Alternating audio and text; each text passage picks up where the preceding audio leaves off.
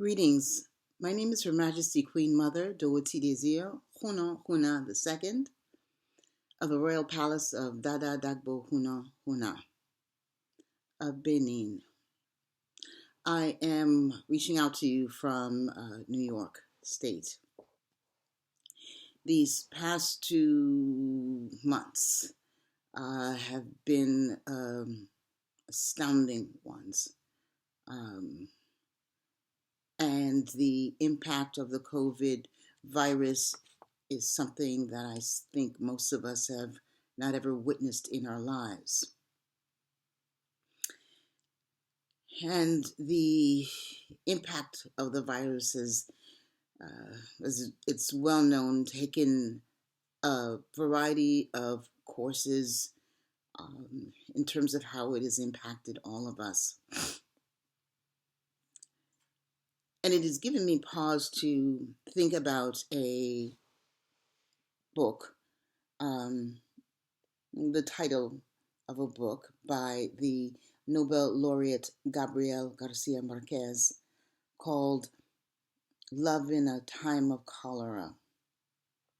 And in the book, we learn that cholera isn't just an illness, it isn't just a disease that devastates like all illness does, but it is also a reference to a state of mind, a disposition, an attitude, that of being choleric, of being so impassioned about something or someone that it too is almost a manifestation of illness.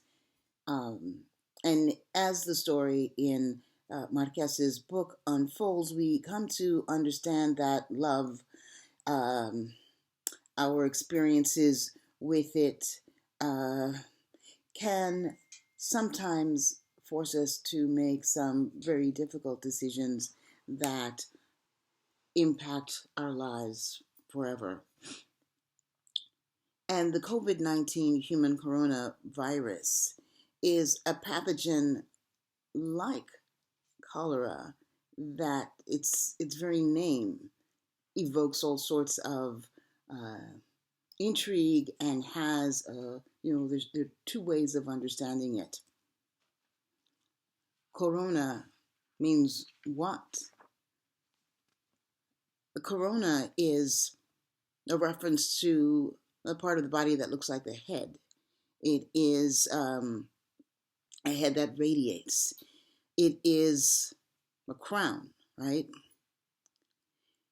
The corona, the name corona makes me, as a priest of voodoo, but certainly those of us who are members of the Afro-Atlantic spiritual community, think of not only our actual heads, but the crowns that we wear. We think about our heads, in terms of where our souls reside, in terms of our met tet, the master of our heads, in terms of our ori, where the nature of our sensibilities, our heads, our character is cultivated and comes from the head being the place that shapes our responses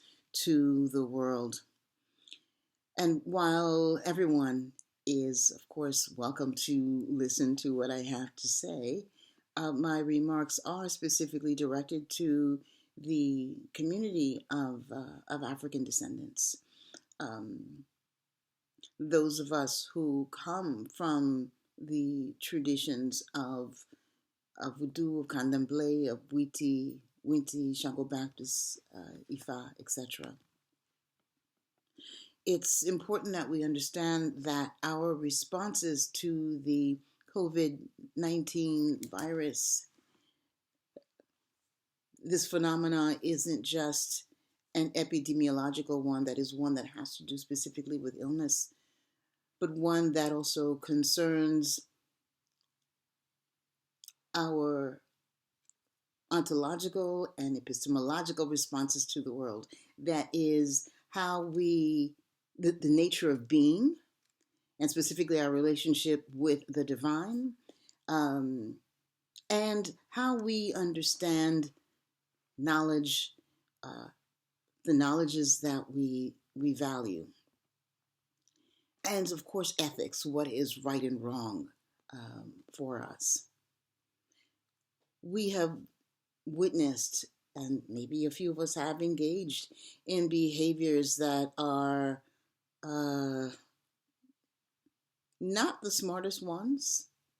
We have learned of COVID parties, for example, where people are not recommending the kind of social distancing or physical distancing recommendations that have been put in place. We have seen images of people being beat as they are coming out of mosques or churches, which is particularly problematic when in a time of such difficulty, people do seek answers to very difficult questions.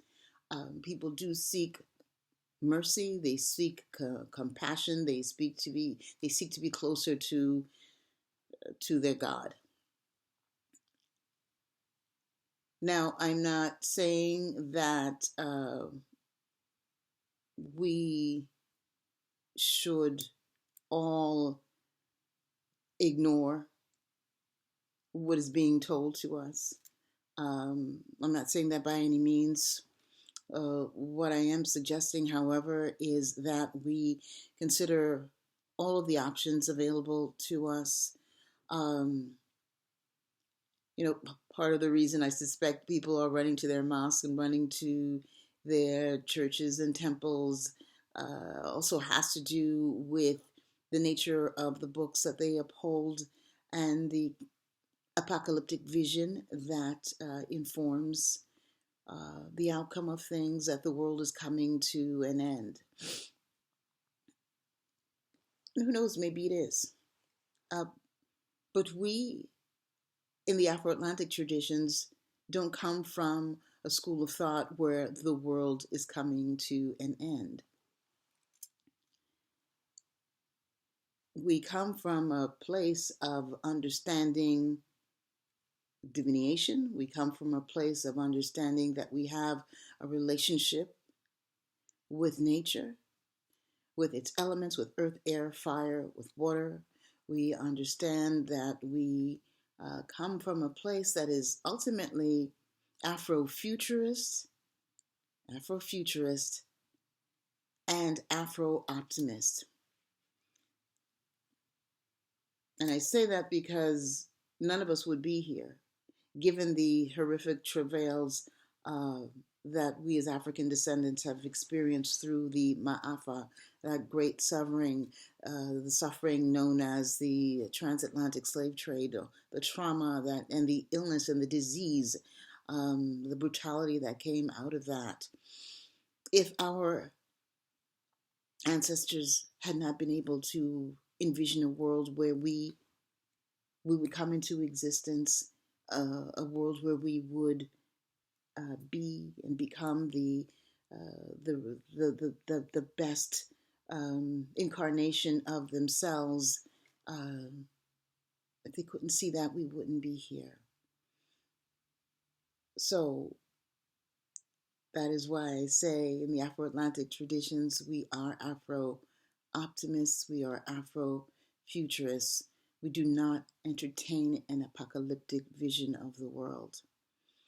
And those of you who do embrace that particular school of thought, where the world does come to an end, that's okay, but do not make it a self-fulfilling prophecy for the rest of us. That is your narrative. That is your construct. That is your way of seeing the world. It is not ours. I've witnessed people putting themselves in direct danger by leaving spaces that are where they're in fact safe, and entering into spaces, and it's not necessarily party spaces, um, that are less than safe, that increase their risk, danger, their exposure to the COVID-19 virus. I want to encourage us to rethink our responses to this virus. Of the numerous conspiracy theories, if you will, that have emerged in the past weeks, um, it it it it seems that this illness is man-made. It is not natural. It isn't organic. It is something that was deliberately cultivated by those persons who seek to dominate the world, who seek to create a space of a place of greater spatial injustice, where they might control populations, control the behavior of populations, control and take over lands and resources. There is an infrastructure of evil and exploitation that exists in the world. We know that. And those individuals, those entities have excelled at being horrible, if you will. And I ask that those of us who are interested in good, those of us who are interested in abundance, in a just world, a world where there is no suffering, there is no poverty, that we not only say our prayers and conduct our rituals and others do other sacerdotal rites to alter that particular energetic field, but that we get together and we think about what specific infrastructures of good, infrastructures of light, that we can put in place and that we can navigate, that will not only circumvent but in sometimes outright confront the ugliness that we see in the world before us. And this virus, its presence, even if it was organic, the fact that it got out and has been able to spread, to proliferate as it has, is a manifestation of the choleric response, the irrational, impassioned response towards greed, and domination that exists in this society, in our societies. So let us work on that. The new world order that is supposedly emerging as a result of this can't be a world order that, in effect, expands exponentially, expands fractally the existing world order, where the global north remains the dominant, developed social space, and the global south is exploited and taken advantage of. It cannot be a world where the disparities between the rich and the poor grow again exponentially, and that same phenomenon in the global north repeats itself tenfold in the global south.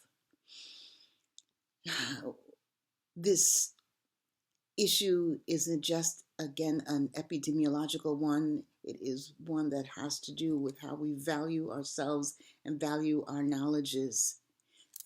That new world order has to include how we in the Afro-Atlantic think. It has to include indigenous and traditional African-based practices, our knowledges, our sacred knowledges, our understanding of medicine, our understanding of how one shapes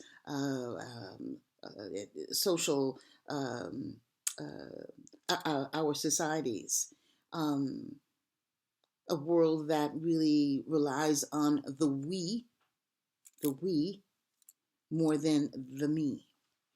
Um, our sensibilities must be included in this bigger discourse, and it is our responsibility as priests, as practitioners, as artists, uh, as as people of African descent who know that there is another way of existing in the world.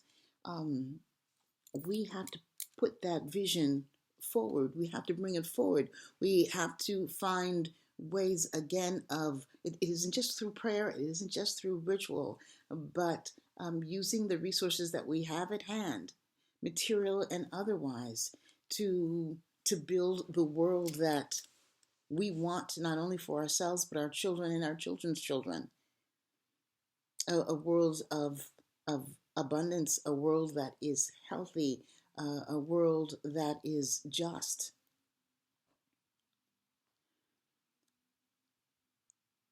The recommendations that are being made in terms of at least healthcare, so-called social distancing practices, don't always make sense in communities of the South. And I'm not saying that they should not. Some of these recommendations, I'm not saying they should be ignored.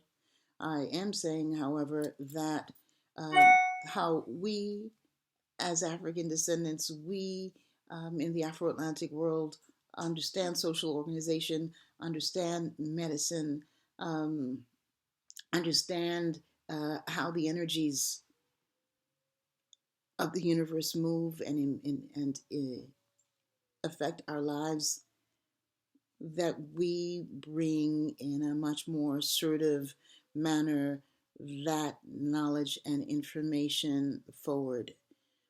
That we not speak of what we are capable of doing, of what we should do in abstract terms, but let's look at things concretely and see what we can implement, how we can counter the logic or lack of logic that is uh, shaping how most of us are responding to this virus. Those directives are coming again largely from the global north. Those directives are coming. Yes, maybe from secular societies, but those secular societies, for the most part, have their basis in Abrahamic traditions that, again, have an apocalyptic worldview. And it's okay to have that worldview, so long as the end of the world isn't going to bring an end to the world of those who don't share that vision. We are, again, Afro-optimists, Afro-optimists, Afro-optimists, Afro-futurists, Afro-futurists, Afro-futurists. We must think about what lies ahead, and we must share the knowledges that we have, the sacred knowledges that we have in place, use the expertise that we have in terms of our intellectuals, in terms of our engineers, in terms of our architects, in terms of our public health professionals, to put systems in place that are going to benefit not only our immediate communities, but the world at large. I encourage everyone who belongs to the African-based traditions to work closely with Ugan and Mambo that you trust, to work closely with Iyalorisha, with Iyanifas, with Babalaos, Babalorishas that you trust. Listen and work with the elders who have the broadest amount of experience, elders who understand what is happening in the world now and have knowledge of what may have happened in the past. Because we do come from a place where we share a covenant with communities of the dead. Well, we respect illness, we respect death. We have Gede, we have uh, Yansa and Oya and Babaluaye and uh, other Sakpata, other Loi, Wudu, and Kisi, Orisha that are associated with illness and death. So we are taught in our traditions to respect that, but not to act in fear, because fear is a reaction. It is a reaction. It's something that you don't control. We need to operate in a space of calm, evoke our ashe, our calm that way, and allow that calmness to manifest itself in our actions, particularly in the next weeks that promise to be extraordinarily painful here in the United States in particular.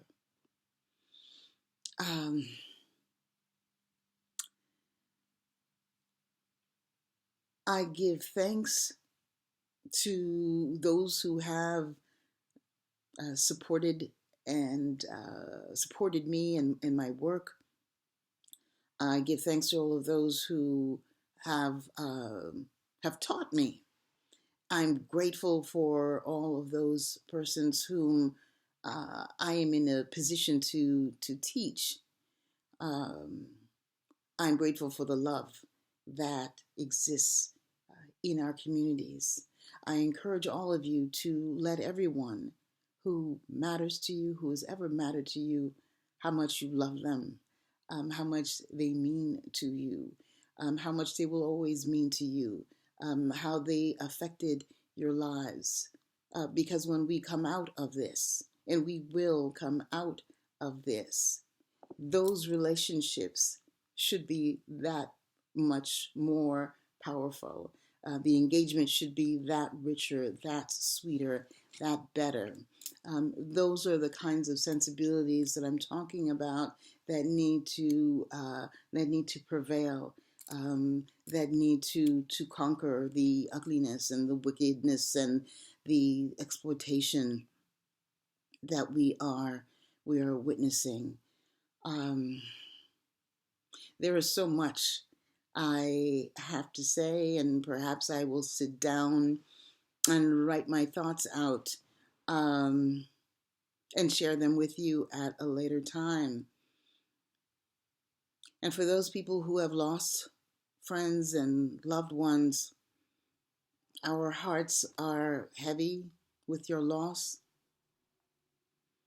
but understand that their energy, their love, their goodness remains with you. It remains with us. And so even if they are no longer present on this plane, they're still here. The dead are not dead. Their energy is here. So allow their experience, allow their knowledge, allow their love for you to shape your thinking, to shape your ori, to help you adjust your crown, to feed your metet. Allow that to happen. And again, be respectful of the energy that is there. Transfer that negative energy that we are in the midst of. Transfer it someplace else.